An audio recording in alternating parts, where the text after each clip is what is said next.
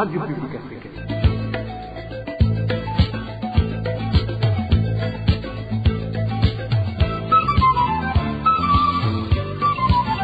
Radio Publique Africaine.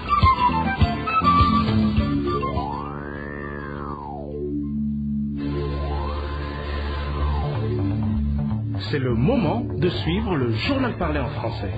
À la présentation, Nadège Irakoze. Merci d'avoir choisi d'écouter la radio publique africaine. Bienvenue au journal de ce lundi 22 septembre 2025. Tout d'abord, les grands titres.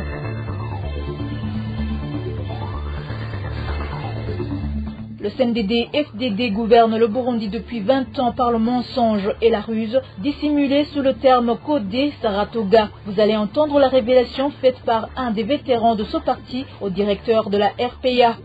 Au cours des 2 premières semaines de ce mois de septembre, près de 200 cas de l'épidémie de choléra sont signalés dans la commune Chibitoke en province de Bujumbura. Le centre de traitement de Lugombo est désormais saturé selon l'organisation Médecins sans frontières. Et en page sport, nous allons vous parler des équipes de flambeaux du centre et d'Aigle Noir dans les compétitions interclubs de la CAF ainsi que le championnat du monde de cyclisme qui se déroule actuellement à Kigali au Rwanda. Voilà pour le sommaire, dans quelques secondes, le développement de cette édition.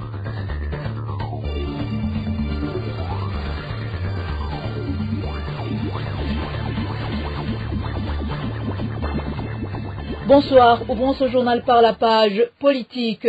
Le CNDD-FDD gouverne le Burundi depuis 20 ans à travers le mensonge et la ruse, dissimulés sous le terme codé Saratoga. Révélation faite par un des vétérans de ce parti à notre confrère Bob Rugurika, directeur de la RPA. Ce témoin affirme que le Burundi n'est pas dirigé par les lois de la République, mais par celles utilisées autrefois au maquis, lorsque le CNDD-FDD était encore une rébellion armée connue sous le nom de FDD. Suivez Bob Rugurika, il était l'invité de l'émission Ijambo Nigwawe de ce dimanche.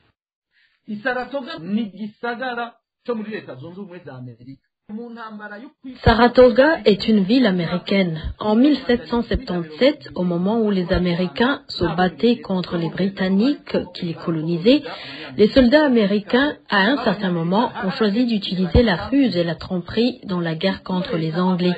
C'est d'ailleurs une méthode couramment employée par de nombreux pays en guerre. Utiliser l'intelligence, les astuces et parfois le mensonge pour tromper l'adversaire, lui faire croire à une chose alors qu'on en prépare une autre. C'est comme cela que les Américains ont réussi à battre les Anglais et c'est ce qu'on appelle les batailles de Saratoga, qui est devenu un symbole de ruse et de tromperie dans l'histoire mondiale. Le CNDD-FDD, donc pendant la guerre, s'est inspiré de cette stratégie à travers une méthode faite de ruse et de mensonges. Ces pratiques remontent de l'époque où ils étaient encore au maquis, alors qu'ils fonctionnaient sous le nom de FDD. Aujourd'hui, au sein du CNDD-FDD, certains appliquent toujours cette règle de Saratoga qu'ils appellent entre Idi Saratoga. C'est devenu une sorte de langage codé ou une formule qu'ils utilisent non seulement dans leur discours politique, mais aussi dans les stratégies qu'ils mettent en œuvre et dans leur manière de gérer le pays. Malheureusement, très peu de Burundais connaissent ce code Saratoga et beaucoup même d'entre les Bagumyabanga. Ce qui est triste, c'est que depuis leur accession au pouvoir, les dirigeants ont continué d'appliquer ce code. Ils gouvernent selon les règles apprises dans la rébellion et non selon les lois du pays. Aujourd'hui encore, ceux qui sont au pouvoir, les Ndayishimiye, depuis Nkurunziza et même différents dirigeants appliquent davantage ces méthodes de tromperie au lieu de respecter la Constitution. Selon ce vétéran du CNDD-FDD, c'est la ruse de Saratoga qui régit le Burundi. Dans notre édition de demain, nous vous ferons entendre quelques exemples des propos tenus par le président Ndayishimiye en recourant à cette stratégie. En page sécurité, des militaires burundais qui étaient positionnés dans la localité de Murambya se serait déplacé vers la localité de Kipupu pour se joindre au groupe des Wazalendo qui se disent être des natifs originaux de la République démocratique du Congo afin d'exterminer les Congolais de l'ethnie Banyamulenge des régions Iumba, Mikenye et Minembwe à l'est de la République démocratique du Congo, pays voisin du Burundi. Ceci est véhiculé dans un communiqué sorti ce samedi dernier du mouvement MRDP Twigwaneho, majoritairement composé des Banyamulenge. Le porte-parole de l'armée burundaise rejette le contenu de ce communiqué. Le point avec Janvier Ninina Hadzwe.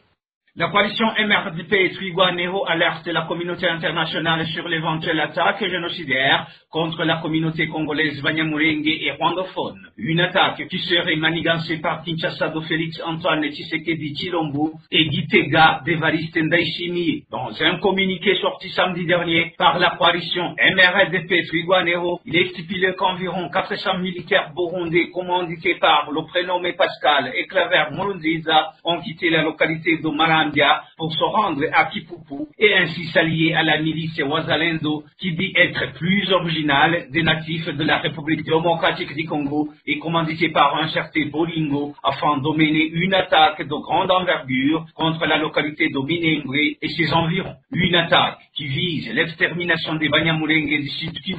Un bataillon des Wazalendo dirigé par un certain Gomanzito se chargera de lyncher les Banyamulenge du sud de la région de Minembwe. Au même moment, les éléments du FDLR et Interahamwe, évalués à 1500 hommes, qui sont venus du Burundi et positionnés à Kitura et Mukera, prendront assaut sur les Banyamulenge de la localité de Rugezi. Les militaires de FARDC qui appuieront dans l'opération sont pilotés par le colonel Bahati, surnommé Zewingi, basé à Bisamuku, mais en déplacement vers Uvila. Sur son compte X, le général de brigade Gaspard Baratuza, porte-parole de l'armée burundaise, ce lundi s'est insurgé contre le communiqué de la coalition MRDP Twigwaneho, insinuant que les militaires burundais privilégient la promotion des droits de l'homme partout où ils opèrent.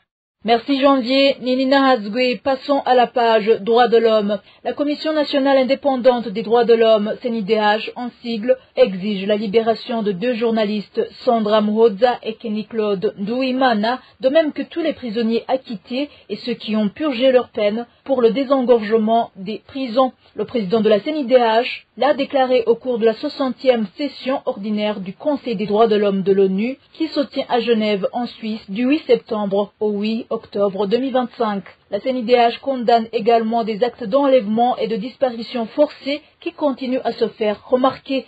Suivez Monseigneur Martin Blaise Niaboho, président de la CNIDH. La CNDH déclare que les acteurs du programme conjoint des droits de l'homme et les organisations de la société civile remplissent leur mission en toute quiétude. La CNDH du Burundi reste garant pour le respect des principes de Paris régissant toute INDH. Quant à la situation actuelle de la CNDH, il faut constater que la nomination des commissaires a respecté la loi burundaise. Il n'y a donc aucune entorse à la loi lorsque l'organe compétent exerce sa compétence législative. S'agissant des actions de consolidation de la paix, tant à l'intérieur qu'à l'extérieur du Burundi, la CNDH salue les efforts du gouvernement. Elle encourage à coopérer davantage avec les mécanismes sous-régionaux, régionaux et internationaux pour la mise en œuvre des instruments de protection ratifiés. Pour la protection des droits individuels des détenus, la CNDH plaide pour la séparation des dossiers en priorisant les détenus à besoins spécifiques.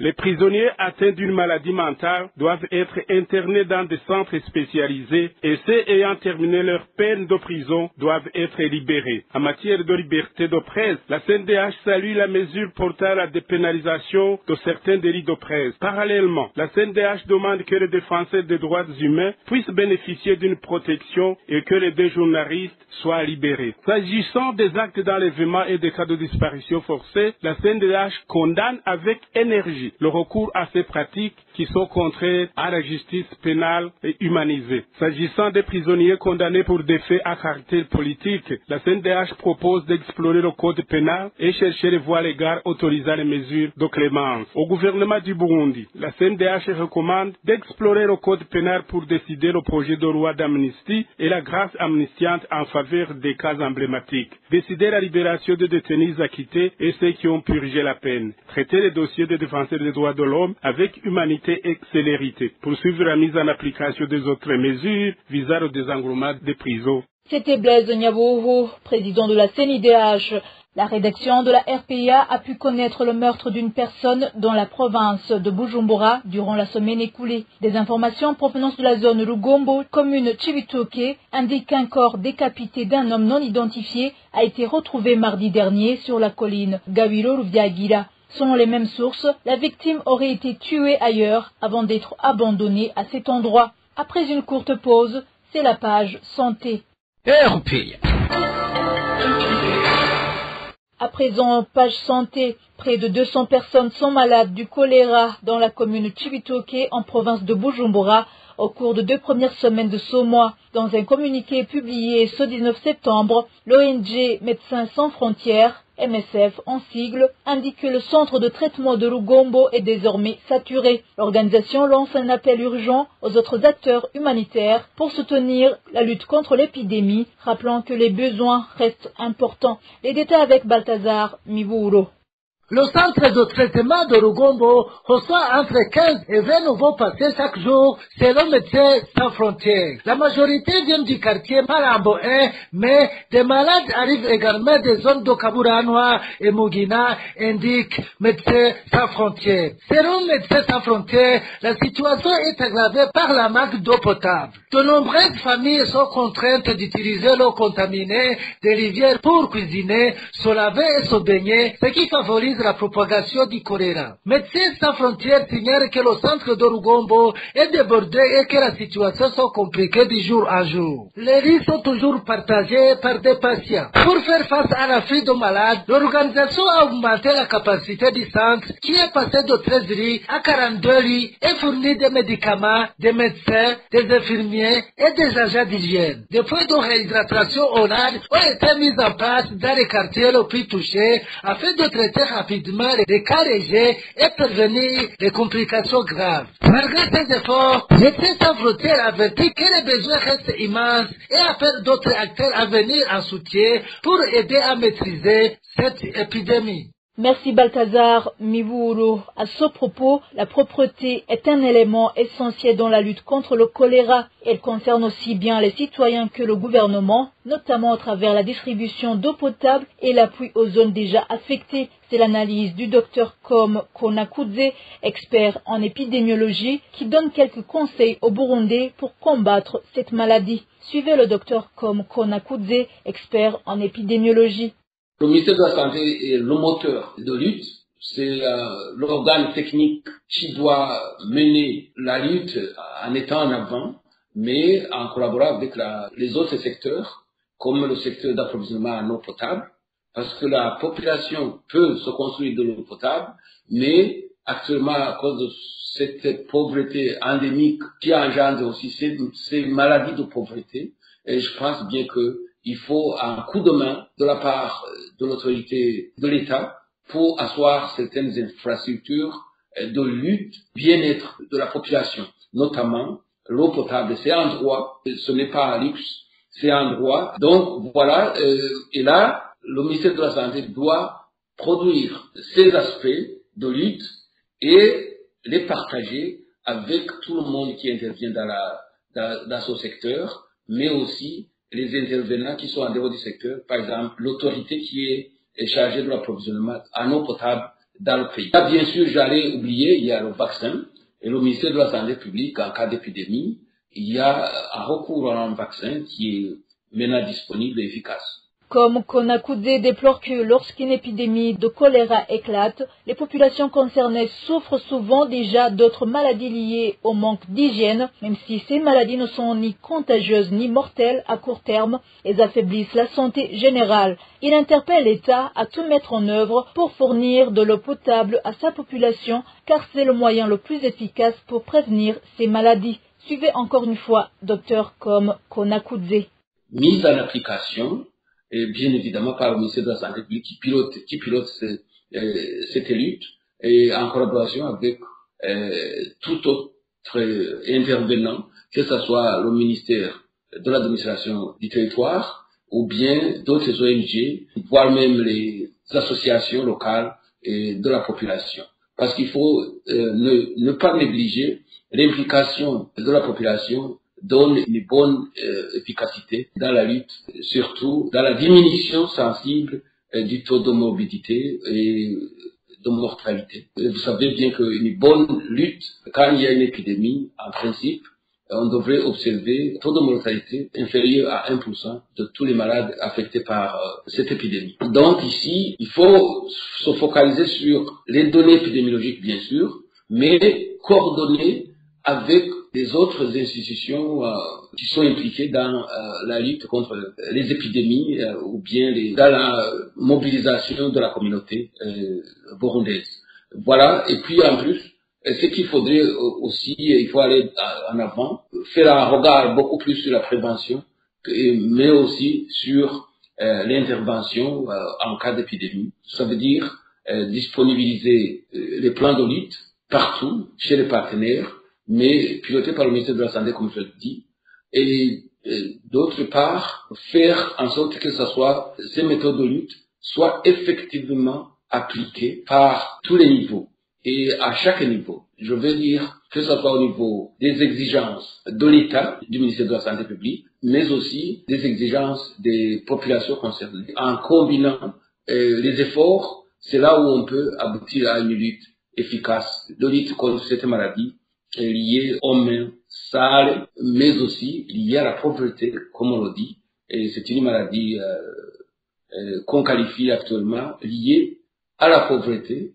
Toujours en parlant santé, la mauvaise planification de la politique gouvernementale de gratuité des soins de santé pour les femmes enceintes et les enfants de moins de 5 ans est à l'origine d'un vol éhonté qui s'opère au sein du ministère de la Santé. Non seulement certains hôpitaux surfacturent dans les rapports qu'ils produisent régulièrement, même les médicaments, y compris ceux achetés par les patients, sont détournés. Josiane Mudaneza s'est entretenue avec certains soignants de Virunga et Butanyerera sans reportage. Certains patients qui fréquentent différents établissements sanitaires dénoncent les rapports qu'ils qualifient de mensongers, vu que les catégories concernées par cette gratuité de soins de santé ne sont plus prises en charge. Cet infirmier prestant à l'un des hôpitaux de la province de Butanyerera témoigne.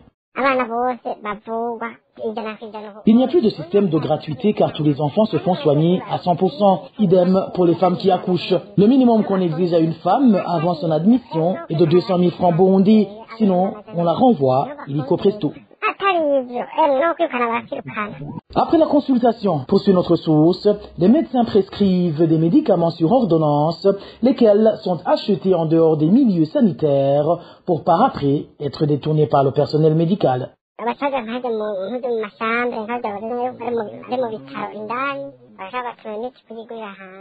Ils vont dans des chambres et notent tous les médicaments prescrits. Après les visites médicales, ils reviennent et récupèrent tous les flacons restants.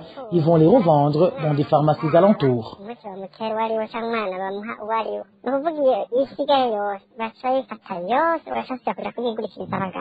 Même les médicaments qui échappent à la vigilance de ces infirmiers véreux sont confisqués par les agents de sécurité de la place, comme en témoigne toujours la source de la RPA à Butanyerera.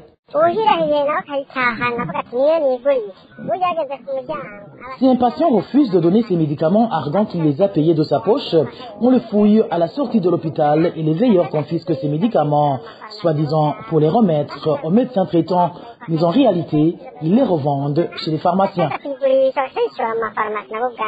Même son de cloche en province Virunga, selon le témoignage d'un médecin de Makamba qui s'est confié à la RPA, beaucoup de médecins sont très impliqués dans ce détournement de médicaments car ils envoient leurs patients dans des pharmacies ciblées et complices.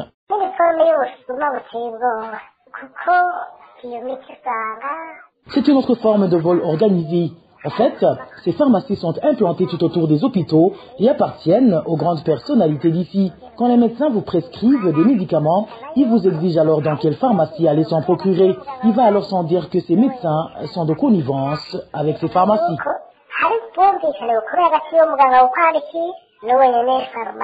Pourquoi donc cette rupture de stock touche toutes les provinces que compte le Burundi, sans exception aucune? Nous y reviendrons dans nos éditions ultérieures.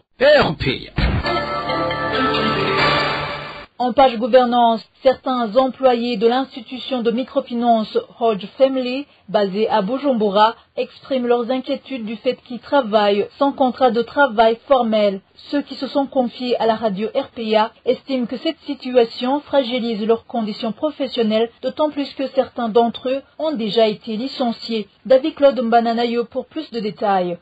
L'institution de microfinance Youth Family, agréée par la Banque de la République du Burundi, depuis le 26 mars 2014, opère dans plusieurs provinces du pays. Cependant, certains employés de cette microfinance rapportent des difficultés importantes qui entravent l'accomplissement de leurs tâches, principalement en raison d'une mauvaise gestion de l'institution exacerbée par le responsable de cette institution. L'un des problèmes majeurs soulevés par les employés, certains affirment travailler sans contrat de travail. Ils expliquent qu'après avoir effectué un stage professionnel, le responsable de l'institution primitive Mugiraneza leur promet de poursuivre leur emploi et de leur faire signer des contrats de travail dans les jours suivants. Cependant, cette promesse reste souvent lettre morte.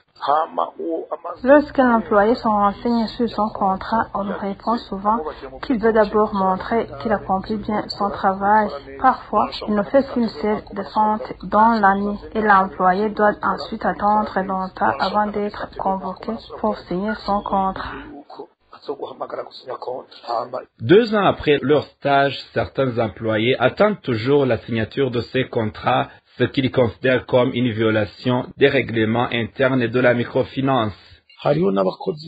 Certains employés attendent depuis 2 ans son contrat, alors que la loi prévoit qu'un stagiaire ayant terminé son stage professionnel de 6 mois doit se proposer un contrat s'il est recruté ou licencié.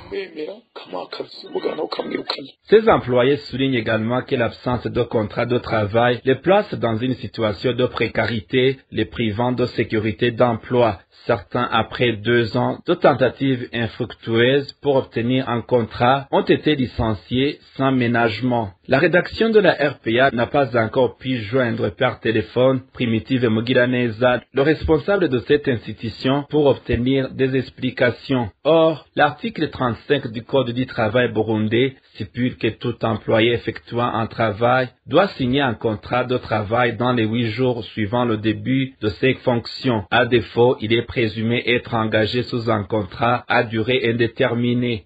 Merci David Claude Mbananayo. Le gouvernement burundais devrait envisager d'investir dans le secteur des énergies renouvelables afin de trouver une solution durable au problème récurrent des coupures d'électricité dans le pays. C'est la réaction d'un consultant indépendant spécialisé dans les questions énergétiques en Afrique à un moment où les délestages deviennent de plus en plus fréquents. Selon Landry Ninheletse, les sources comme le soleil et le vent sont exploitables et investir dans ce domaine pourrait aussi générer de nombreux emplois pour la population. Je vous propose de l'écouter. Les solutions durables, peu coûteuses et relativement faciles à mettre en œuvre et dans le court terme passent par les énergies renouvelables. Au Burundi comme surtout en Afrique, où le taux d'accès à l'électricité reste largement inférieur à la moyenne, les solutions d'énergie renouvelable représentent une meilleure alternative pour diverses raisons, entre autres l'abondance et le potentiel qui reste inexploité des ressources renouvelables comme le soleil, le vent, la rentabilité économique et la réduction des coûts, l'amélioration à l'accès à l'énergie, surtout dans les milieux ruraux, la création d'emplois et la stimulation économique, ainsi que les avantages environnementaux et climatiques, sachant que ce sont des énergies non polluantes. Donc, ce sont de telles solutions que l'État devrait envisager. Sinon, le rôle de l'État est de créer un cadre légal et institutionnel, ainsi qu'un environnement favorable, permettant aux investisseurs et autres acteurs et professionnels du domaine de jouir d'un cadre qui permet effectivement d'investir tout en jouissant d'un cadre légal institutionnel, je dirais, incitatif. Entre autres urgences, il faut élaborer un plan directeur au réseau, donc qui favorise les investissements, l'installation, la production et la distribution des énergies renouvelables, revoir et améliorer les cadres législatifs et réglementaires du secteur des renouvelables au Burundi. De telles urgences devaient figurer entre autres parmi les priorités du gouvernement aujourd'hui. Et avant de clôturer, parlons sport. Les équipes de Flambeau du Centre et d'Aigle Noir ont débuté le week-end dernier les compétitions interclubs de la CAF. Flambeau du Centre s'est imposé face à Al-Qadar de Libye pour 2-1 et Aigle Noir a fait un match nul de 0 but partout contre Assas, Djibouti. Au championnat du monde du cyclisme, le Belge Remco Evenepoel a encore une fois démontré au monde entier que c'est lui le maître de la course contre la montre. Les détails avec Désiré Hatungimana. Il se déroule depuis ce dimanche 21 septembre le championnat du monde de cyclisme sur route à Kigali au Rwanda, une première sur le continent africain depuis la première édition qui s'est déroulée à Paris en 1921. 918 cyclistes en provenance de 113 pays, dont 38 pays africains, sont au rendez-vous. Pour la première journée dédiée aux cyclistes seniors hommes et dames, la course contre la montre était au programme. La Suissesse Marlène Reisser a pris la première place et chez les hommes, les fans du vélo attendaient la bataille entre Tadej Pogacar et Remco Evenepoel, mais c'est ce dernier qui a encore une fois prouvé au monde entier qu'il reste le maître absolu de la course contre la montre. Ce Belge devient à Kigali le triple vainqueur de la course contre la montre au championnat du monde sur route après son sacre à Zurich en 2024 et à Glasgow en 2023. Pour la deuxième journée réservée aux moins de 23 chez les hommes et chez les femmes, côté féminin, la Britannique Zoe Bäckstedt a remporté la course contre la montre devant la Slovène Victoria Sladanova et l'Italienne Federica Ventuleri a pris la troisième place. Chez les hommes, la première place est revenue au Suédois Jacob Söderqvist, suivi par Nate Pingle de la Nouvelle-Zélande, et en troisième position vient le Français Maxime Descombes. Au football, l'équipe de Flambeau du Centre a bien démarré la compétition de la Confédération africaine de football en s'imposant face à Al-Aqdar de la Libye par 2-1. C'est la formation libyenne qui a ouvert le score, ce qui a causé une peur panique chez les supporters de cette équipe de Gitega. À la mi-temps, le score était d'un but à 0 en faveur des visiteurs, mais dès le retour des vestiaires, les joueurs de Jean Dodier et Rukundo ont montré un autre visage. Ils ont pris les choses en main, dominant les Libyens dans tous les compartiments du jeu.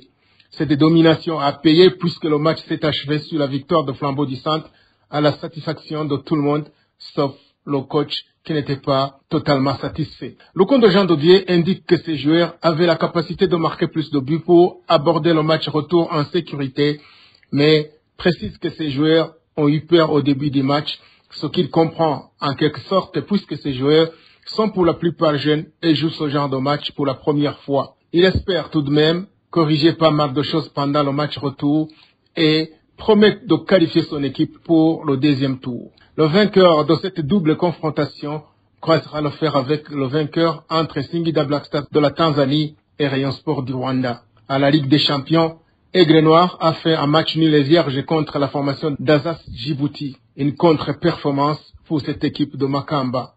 Jimmy Ndaizeye, entraîneur de cette équipe, indique que ses joueurs ont entamé la rencontre avec précipitation, ce qu'il compte corriger au match retour.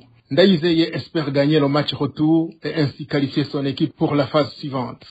Le vainqueur entre Aigle Noir et Assas Djibouti jouera le tour suivant contre Al-Ahli d'Égypte. Merci à toi, Désiré Hatungimana. Et voilà, chers auditeurs, c'est ici que prend fin le journal du 22 septembre 2025. Merci pour votre aimable écoute. Merci à l'équipe rédactionnelle et à l'équipe technique. Bon début de la semaine à tous.